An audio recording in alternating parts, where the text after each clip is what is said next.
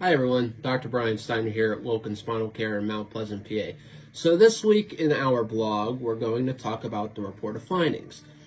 What is a report of findings, you ask? So the reason why I say that is because not a lot of chiropractors do a report of findings, and not only chiropractors, medical doctors don't do them. So what a report of findings is, it's the second visit that a patient comes in, at least at our office. So a report of findings is everything that we did with you on the initial visit, the exam, the x-rays, everything that we did with you.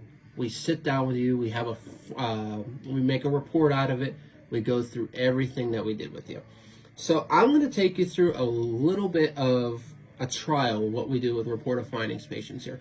This is just a real quick synopsis. It's not the entire thing. I'm not going to treat you as if you're a patient. I'm just going to show you what we do. So the first thing that we do with report of findings patients on their next visit, the first thing we do, we bring them into the x-ray room and we go through their x-rays. I will do that with you guys in a later on video in a couple weeks, but this sheet right here is the x-ray report here. So the x-ray report, we go through everything that we did with you. On the x-ray, when we find things, we mark things down that we find, and we explain them to you, and we explain why we take the x-rays and how we're going to get you better. So then after the x-rays, we bring you into this room right in here where we're at, and we go through the exam itself.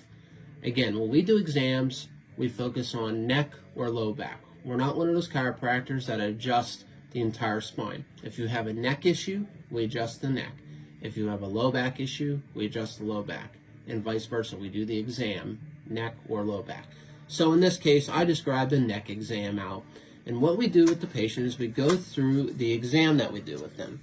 So if you look here, these are all the tests that we do on patients: reflexes, muscle strength, sensation, and then there's the orthopedic testing session, which is where we bring your spine through different ranges of motion, see if we're able to see any pain. Is there anything going down the arms, hands, fingers, vice versa?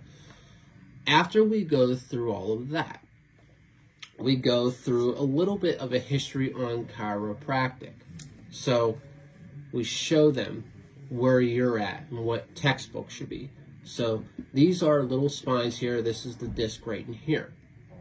We show them this is what an average spine should look like. And as more progression creates degeneration, you'll see the phase 1, phase 2, phase 3. And we do this for chiropractic patients, decompression, and neuropathy patients. We show them what it should be, and we show them where you're at.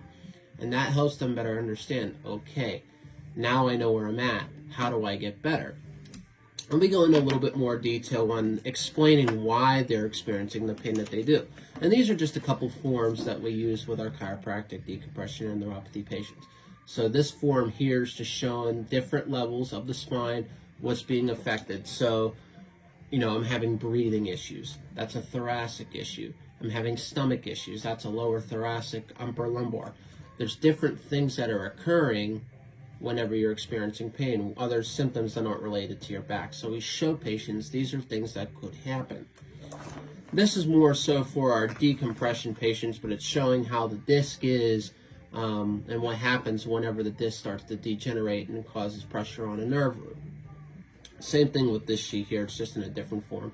We show a lot of disc pictures with patients, especially decompression, because we show them this is exactly what's going on, and then we show them how we can get them better.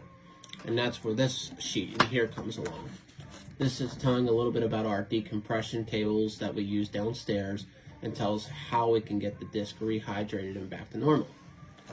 This last sheet here is just an MRI showing a patient who has a disc bulge, disc herniation, and how they treated well after the decompression protocol. So those are just different things that we show patients, showing them proof that our system works, our program works. After we do all of that, the last thing we do, and I'll explain this one a little bit more in the detail next week when we go through the treatment plan. We give them a treatment plan, and it shows them what we're going to do with them, how long it's going to take, and all the different types of therapies we're going to use on them, whether it's a chiropractic, decompression, neuropathy patient. So a report of findings typically takes about, it just depends on the severity of the patient. Some takes 10 minutes, some takes 30 minutes. The more time we spend with the patient, the more that's wrong with the patient, the more we have to work with the patient and show them what's going on, because we want them to know exactly what's wrong. So that's all I have for you today. Next week, I'm going to talk a little bit more about the treatment plan itself, the importance of the treatment plan, and we'll go from there. And then we'll start to dig a little bit more into x-rays, and then we'll finally start talking about some different conditions that we treat. So that's all I have for you today. If you have any questions for me, don't hesitate to reach out to us. I'll be happy to answer any questions for you, and we can go from there. So everybody have a great week, and we'll see you next week.